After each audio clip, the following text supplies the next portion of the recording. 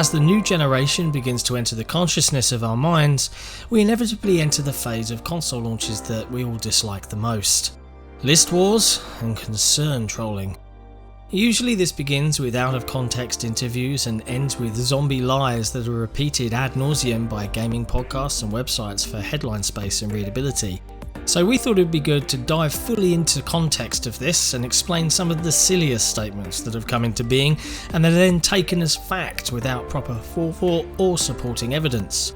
Let's look at the first one, shall we? Xbox Series X won't have any exclusives.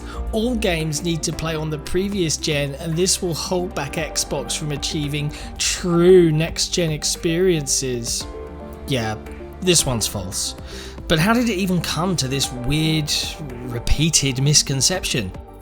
In November 2019, there'd been an interview with Xbox's Matt Booty, and he said, "As our content comes out over the next year, 2 years, all of our games, sort of like PC, will play up and down that family of devices. We want to make sure that if someone invests in Xbox between now and Series X, that they feel that they've made a good investment and that we're committed to them with content." So what does that actually mean?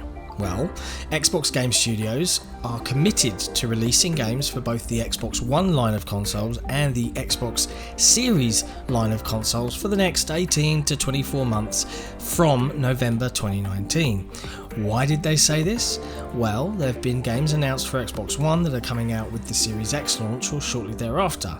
Does this mean they should just drop Xbox One support and force everybody to adopt and buy a new console? We don't think so. Secondly, when you're looking at the timing of this, you have to understand how long this period will realistically last for. The Series X launches in holiday 2020, and this period talked about ends roughly around holiday 2021. That is 1 year of first-party support for both consoles. How many games are people expecting Xbox first party to release in that year?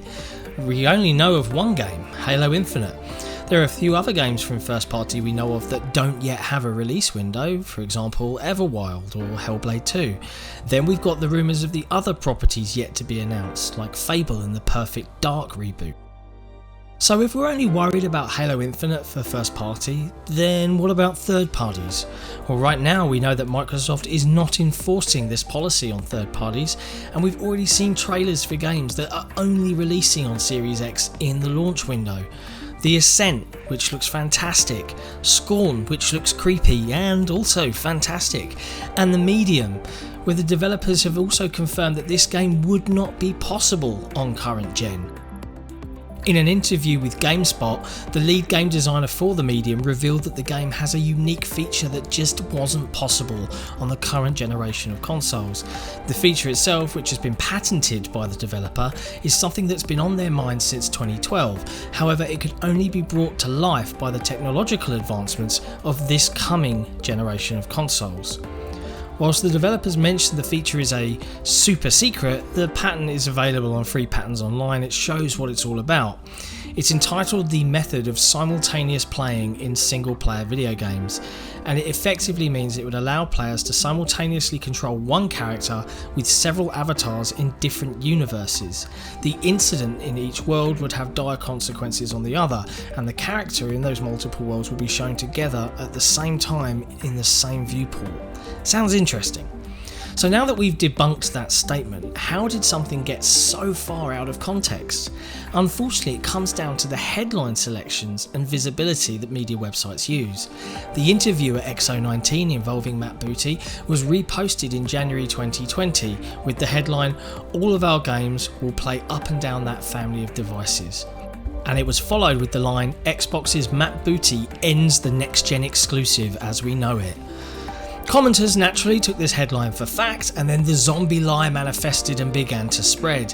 To this day, there are still people who get their information secondhand that believe Xbox won't have next generation exclusives. And that's a shame, not only for the Xbox team who decided to keep their current gen console relevant for an additional year for their consumers, but also for the Xbox PR team who must also now need to push crap uphill to explain this to consumers. The people we're most disappointed with are the informed commenters that read articles and could put two and two together, or the employees or the enthusiast press whose job it is to look past the headlines and inform their readers with a greater degree of accuracy than the average Twitter user or forum poster. As we move closer to launch, we expect to see some of these talking points arise, and we'll do our best to go beyond the clickbait headline to inform you better. As always, if you've enjoyed this video and you like what we do, please hit that subscribe button and give us a like. Perhaps leave a comment if you're feeling fancy, and we'll see you next time. Thanks for watching.